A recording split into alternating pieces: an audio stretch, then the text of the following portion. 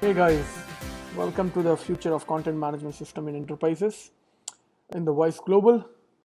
Would love if I would be there in front of you guys, to all the viewers, sitting in a room. This is my first virtual talk, if you will, but we can't do, anything. This is COVID-19, so hopefully next time, when we, join on Voice Global, I would be getting a chance to talk to you guys in person. So let's deep dive in. Here's a quick uh, view on my Twitter account and my LinkedIn ID. So if you want to, to connect with me later on, after the talk and want to ask questions, feel free to ping me either on Twitter or on LinkedIn. I'm super active on both of these platforms.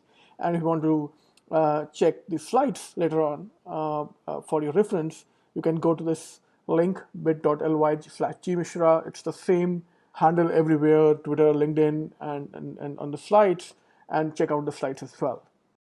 Um, so why you should look at the talk today, right? Why I'm talking to you guys. So this is coming from voicebot.ai of Brett, and it talks about that how by 2023 we're gonna have 8 billion voice assistants in the market. That's a huge number. That's a huge number to go after. So even if you get a pie, that's a huge pie. Right now, the Gartner said last year that 55% of Gen Z and 41% adults are using globally, right, the voice searches. That's amazing, right? Um, Voice is right now number two choice on mobile. Mobile, is about 59% of the searches globally, and out of that, voice search is actually the number second choice. That's amazing, right? With the phone search boxes, with the different ways, it is actually picking up, among the users. And there's a lot of local intent, right? You guys can refer to the slides later on to the stats, but a lot of local intent is happening when the people are searching on voices, right? And 1/3 of this United States population are using voice search, on almost like have already used it, right? So a huge population, and 1/3 of the the population is about 100 million plus, right? That's a huge number for you to go after. And where do these people use search, right? They use the search when their hands are occupied usually. That means that when you have devices, and every device is becoming digital right now. Your AC, your fridge, your microwave, your toaster. Every device is going to be a digital device in the future. And once and that's where the brand building become extremely important, right? Because right now there are multiple ways of going into digital, and brand is a thought, but it's not the core thought, right now in digital, at least in the initial days. But when you go into this device era, where every device is essentially a voice enabled device, and they're talking, what they need at that point of time, right? So if they are essentially arguing, and there is a lawyer needed, right? You can actually, there would be a time when you would essentially ask a fridge, or a mirror, and say that, yeah, tell me which is the best lawyer in my area. So you gotta have that brand built in your area if you are a lawyer, that you want to, as a lawyer, you want to attract that audience. So this is an important statistics, that 61% of the people are using it when their hands are occupied. And if you're looking at the 15 years old, the Gen Z, if you will, right? The they really want the personalized content, in a very very quick manner. The attention span of this audience is 7 seconds. So if you are not able to communicate the content in the right context in that 7 seconds, then you're not gonna be really useful as a brand for this audience, right? So we've all seen the days of long form content, and where there was in-depth content, which is super useful. No second thoughts on that. But when you're building a brand in this hyper attention era, You have to be extremely contextual in your content, and that's what we're going to talk a lot. That would be is the centerpiece of my talk. That how, as an enterprise, where you have, a lot of leeway. You are looking at future. You're looking at a 5-10 year, horizon. How do you essentially talk about your content? How you talk about, your content marketing efforts? How do you essentially build a content strategy so that, you are very much relevant, and you have a brand in the 5 to 10 years when the voice becomes the popular. Some of the success stories, right? This is L'Oreal. There's a nice video in there. Feel free to go onto the slides and watch the video. But L'Oreal has really seen a lot of SEO benefits, while investing into voice searches, right? And this is, we're talking L'Oreal, which is obviously a big beauty brand. There are brands like Estee Lauder, other brands which are essentially using voice in a much deeper sense. So there is a lot of benefits that enterprises are already seeing. This is a Erica, which is a Bank of America, voice bot, if you will, and you can do, like, find past transactions, schedule payments and things like that. That bot had 6 million users, last year, when we had the data. And obviously this would have been grown like crazy, especially during the COVID-19 time. So there's a lot of usage happening, right? And if you are not thinking of content, you're, from a voice point of view, it's gonna be a real problem. Similarly, and wanted to bring this up because this is really contextual when we go on to, the talks later on. NYT, right, New York Times, they had a cooking section which is extremely popular. They have, more than 150,000 recipes, and this is a little old than 2015 article, but the way that they essentially, had 150 fields on a form where they were building these recipes, shows the value of the structured content in place. And I'll come to that, at why I'm talking about that in relevance to the voice. But looking at saying that how your content strategy internally right now, is your content structured enough? Do you have enough context in your content? So a lot of companies are building content, and the content marketing has been there for many years now, and it's very relevant. But what people are missing is that the context. The humans can definitely understand what the content means, but can machine understands what is that context in content, right? That's a very important piece. A quick video again, very nicely video of Amazon Connect, if you will, came in many years back. I always use this as an example, but it very beautifully captures the customer experience that you can bring in if you have the right connects, with voice, right, enabled with the content and the delivery services. And there is some very real impact, that work that is happening, especially in the world of accessibility by Google.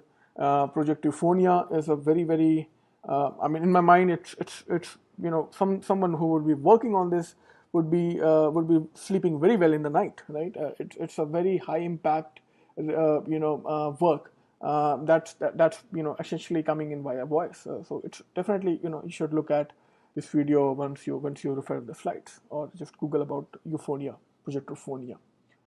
But let's face it, right? Bots are frustrating. We all have, used the bots, in some place or another, at least tried it. If you're in a conference looking at a talk, there is a good chance that you have at least tried it once in your life, and you will, like many others, you're right. It's very frustrating. And then there's other concerns, right? Other worries that humans would be replaced by the bots. There is NSA, which is tapping in, the government tapping in via the Alexa devices, Google devices, and things like that. And these are very relevant worries. I'm not discounting that, but we will not talk about that today. We will not worry about that today. We're gonna look at the future and say that how do we take this opportunity and essentially build a content strategy for in a manner that we are future enabled, right? 5 years down the line, 10 years down the line, how do we ensure that our content is still very, very relevant to the audience in the way that they want to consume that content, right? And why it is important, right? Why this content strategy is extremely important. See, building great content is extremely expensive, right? And it's very, very difficult, right? You can't have content writers writing content for two different platforms, right? It's expensive, it's impractical, right? I mean, it takes years and years to essentially build good content, right? And then you have to always understand that, is the content that you're building is conversational, legible or not, right? Can listener understand the whole context of the content when they're listening, right? Not only when they're reading. And I'll talk a little more on that in the later slides. And how do you essentially, the content is gonna, work on the search, right? How do you essentially have the context inside the content that when people are searching in for that content, they would actually, from their context, they can actually find the right piece of the information that they want in the content. How do you ensure that? And that's where the voice content strategy becomes extremely important, right? See, unlike the web, unlike the where you have a lot of link pages, voice words is very, very unidirectional, and that's why you can't really go on and say that there might be a chance where somebody will come in and listen at that point the part again. You have to be very contextual in every word that you are saying, right? um, so we all know about the web-based content, right? We've been reading about that, all the content that we've been building all these years on blog posts, on articles, on and the different things. It's all web-based content, and it's very high verbose, right? You can essentially, it can be 2,000, 5,000 words. An article extremely relevant for that. It's visual. You have an hyperlinked content. You have relationships maintained from one content to another. You have a very complex information architecture, so people can really find what exactly they are looking for, and they can navigate their way through very, very easily inside the web-based content. Well, let's look at the conversational content, right? Conversational content is extremely low verbose, right? You have extremely contextual information. There is no user interface. Yes, Google and Alexa with their show, and the Google hubs, they are coming up with visual interfaces as well. But the whole premise of a conversational content is zero user interface, right? And it's not a multidirectional flow. It's almost all the time unidirectional, right? That means that you have to be extremely contextual on the content, right? Vis-a-vis to the high verbose content on the web, right? A quick example, and it's an example, a real life example from the work that one of my friend Preston did for Georgia Gov, right? A very relevant example in the real life world. So when Georgia Gov was essentially using their web-based content, which was FAQs, right, for their citizens, and they were essentially trying to find out if they can use the same content and deliver it via Alexa when people are asking the questions. And they were realizing that the questions that are there actually have context that they are missing, right? So, for example, when you're on a benefits page, on an employment benefits page, right, and you're saying that how long can I receive benefits? The reader who's looking at that content inside a employment benefit page would always assume that yes, this benefit means employment benefit, but the same context in the world of Alexa would not be clear, because then you are losing that context that this content is coming from an employment benefit page. Another very usual mistake that we did is do all the time with the content is that we do hyperlinks and say learn more about payments. But when you are listening to the same content over Alexa, you can't see a hyperlink, and that's where the hyperlink method just becomes moot, right? And that's why you have to be a little creative and build the content in a way that when somebody is looking at the content from web point of view, they can still understand the relevance of the hyperlink, click on that link and go to a different content. And if they are listening the same content over Alexa, they can understand the context of that content, right? Hope that answers some of the question on what did I mean by saying conversational legibility, right? You have to be ensured that whatever the content you're building, have to be, a conversational legible, when it's being heard on the voice devices. Let's, talk about that. We'll move into the context piece, and let's understand that why context is important. Uh, right. So 7 seconds is what all we have, right? Which you talked about earlier, and we have to ensure that, the when we are building content, right? Each context should be built in a way that, in that context scenario, the content, should be, at least, we should try that, it should be presentable in that second time window. If you do that in that context, right, deliver that content in that context in 7 second window, that's the right way of, or the right that's the right fit, for the voice first world. A quick view on, on how the featured snippets work, how the Google is treating voice.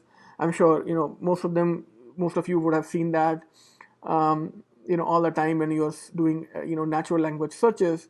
But, a quick, Google, is right now making it more and more onto when you're doing any kind of search. And this will become the future, right? This is how the Google treats voice. So if you're coming for your keywords, you're coming at the top on, with the featured snippet, then there's a very, very good chance that, you would be essentially a top brand when people are searching on the voice, right? A quick example, right?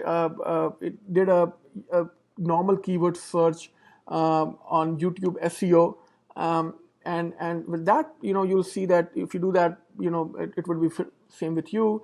You'll see a lot of content. You'll have a sidebar with, some, knowledge graph content. You would see videos, in a, multiple videos. You'll have a lot of links, which is talking about textual links where you can read about the YouTube SEO.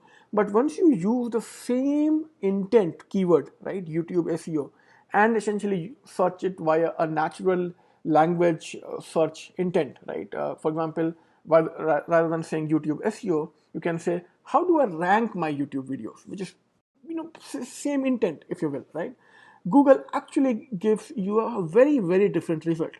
Rather than, giving you a lot of information, which, is a normal thing, right? Google is actually giving you a suggested clip of 83 seconds, from a long video. They are actually suggesting you 83 seconds and saying that this is, the piece that we think, the Google thinks that you should hear, if you want to rank your YouTube videos, right? And that's a very different way, the search is going, right? A long list of content where you can pick and choose, look at multiple options, versus one answer, one top answer, where you are essentially looking at, and saying that, is this is what, from a user point of view, this is what the most, valid content from what from a search point of view.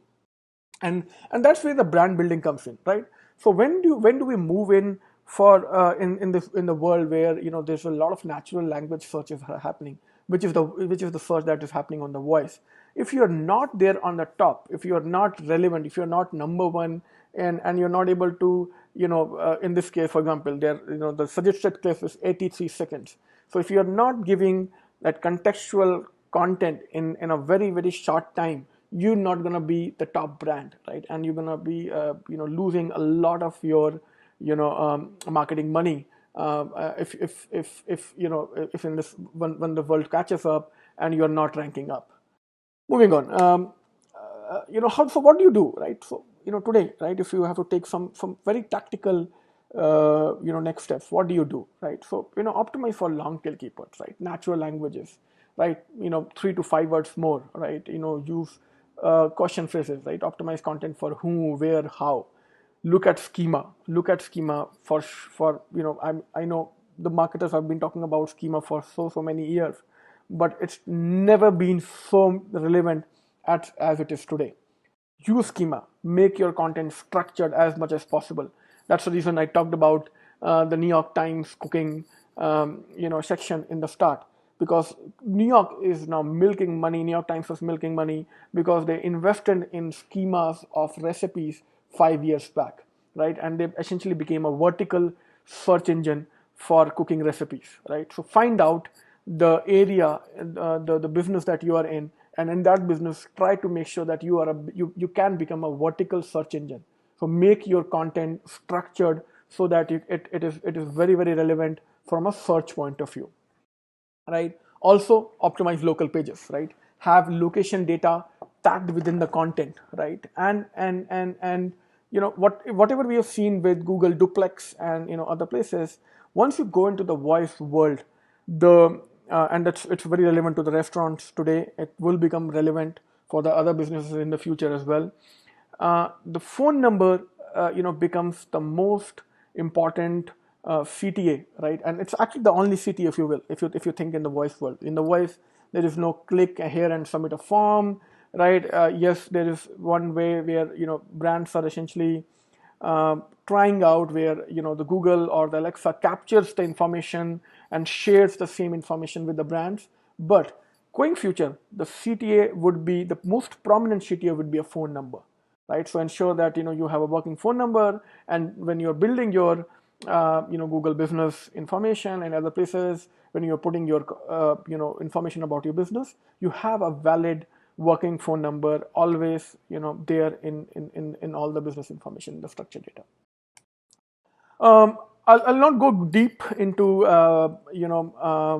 into the rest, couple of slides on the voice search optimization, also because I'm running out of time.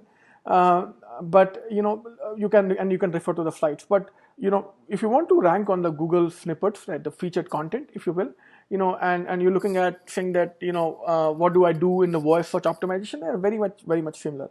So try to always, so if you want to do one thing, go ahead and try and find the places where you want to rank, and understand that how do you go ahead and rank on the top, and get that featured snippet position, right? And if you do that right, the voice search will take care of itself, right?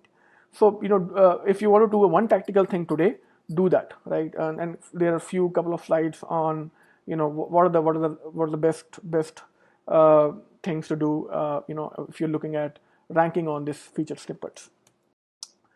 This is very important, and it's a real it's something that happened very recently, right?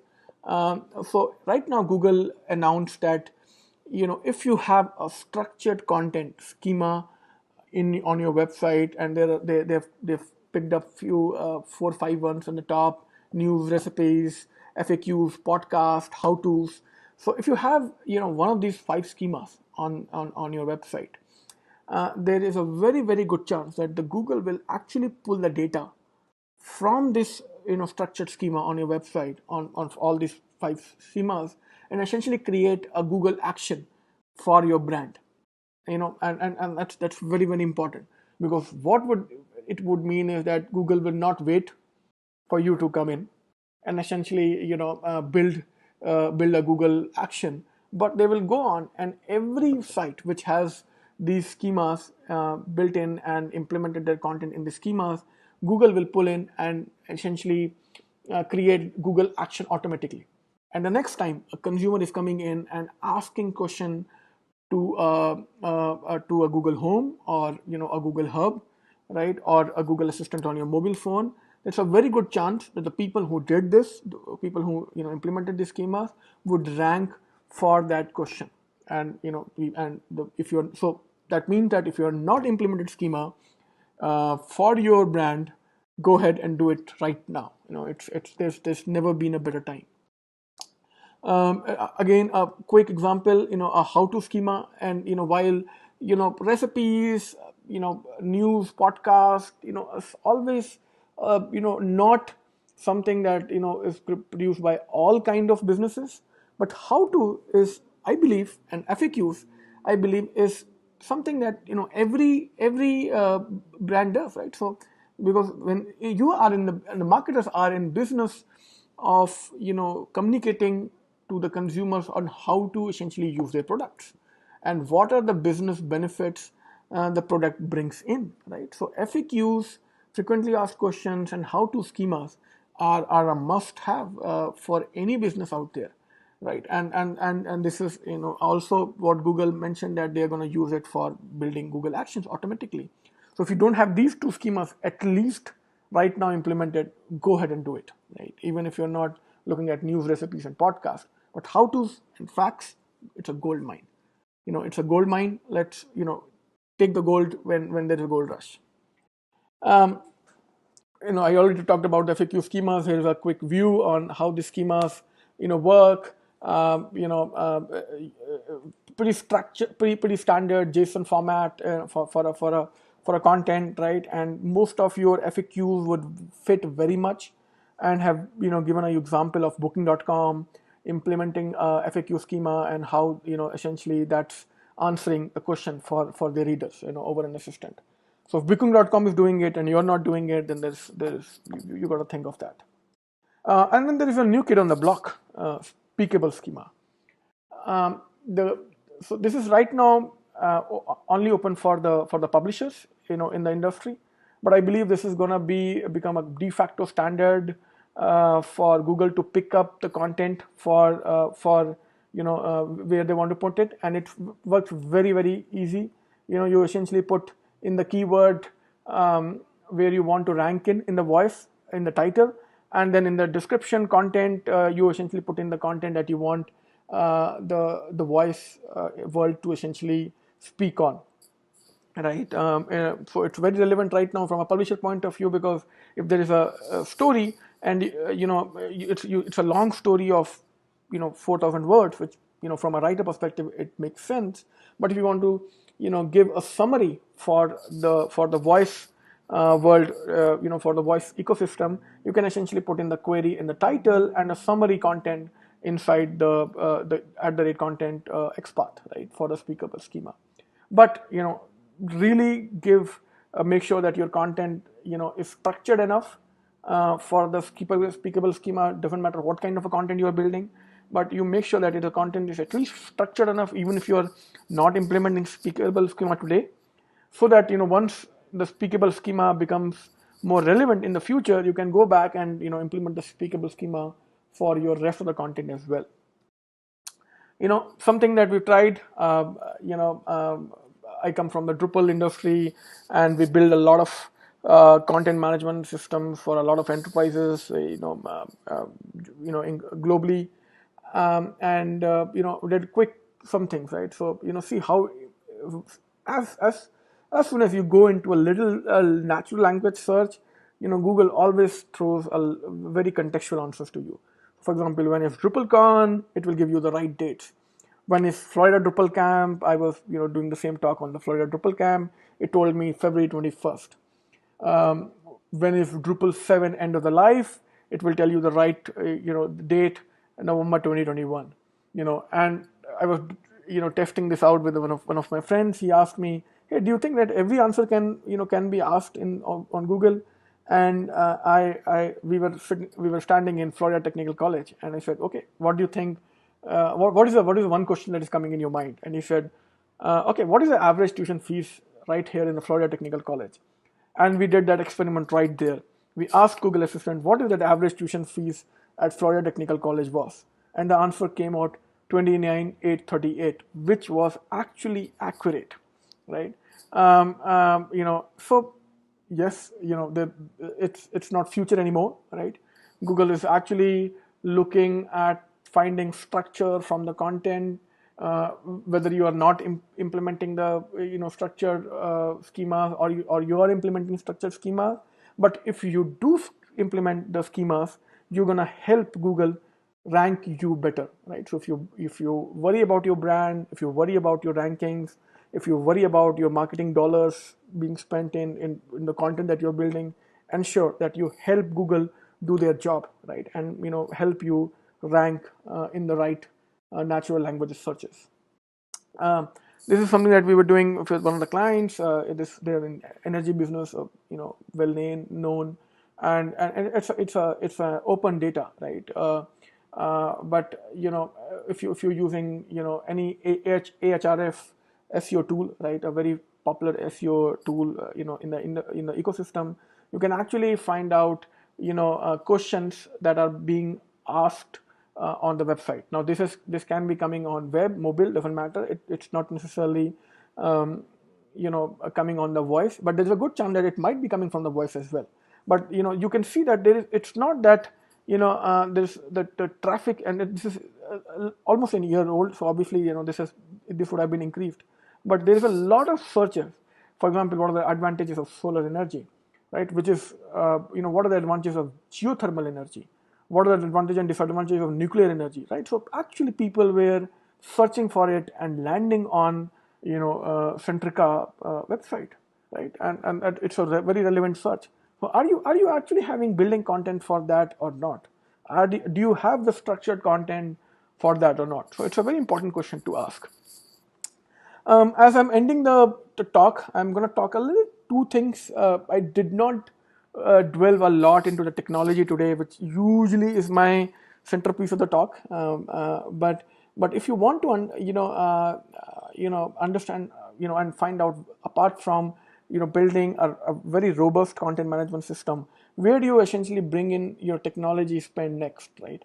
I very strongly recommend my clients to essentially look at the CDP, right? And obviously there are multiple views of CDP, but as we've been saying all the time in the talk today, that context is extremely important from a content point of view, and you can only give context when you understand that who are you essentially serving this content to, right? What that person is, right? And what where does he live, what does he do, what does he like, what is his dislikes, what is the kind of content and that actually is relevant for that particular person, right? And that's where unifying all your content from multiple we're going into a world where you would have 20 different devices in which you would have to serve your content to. That would also mean that from these 20 devices, your content, your data would be coming in, your analytical data would be coming in onto a central place. And that's why if you are not investing into a CDP, a customer data platform today, right, it will be very, very late once 5 years down the line, and you will be losing a lot of data, historical data, right, which you can use to essentially personalize the content and create context around content onto different channels. So ensure that if you are, apart from building a robust content management platform, you invest into a right customer data platform as well, and use that customer data platform for doing personalization. That's the key, right? See, context is nothing else but essentially personalizing that piece of content for the user so that it benefits the user. So look at the data, and Amazon is they are doing a very fine job with Amazon Personalize, with the data lakes that you build on the AWS environment. And then there are other CDPs which have their own personalization engine, machine learning engines, which you can use to personalize the experience.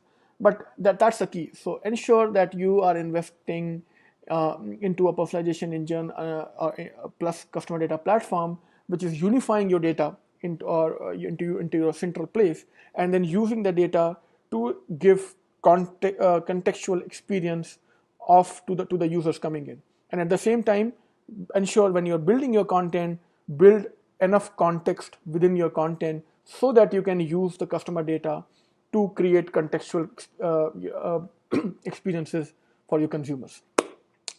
Hope this talk was useful. I would leave you guys with some very nice videos around Google Drive Relay on the accessibility which Google is doing. Take your time and look at them in your free time.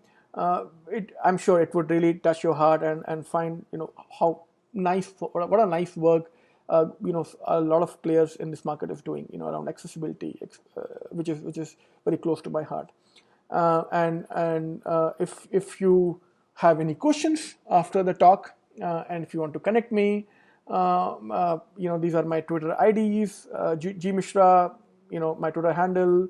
Or if you go to gmishra.com, it will redirect you to my LinkedIn profile, and you can find the slides on bit.ly/gmishra as well. Thank you. Stay safe. Hope we all would be sitting next time in an auditorium and talking to each other in the way that we like, right? Listening to talks and not in the virtual formats. When this is over, till the time, make sure that you're safe and staying healthy. Thank you.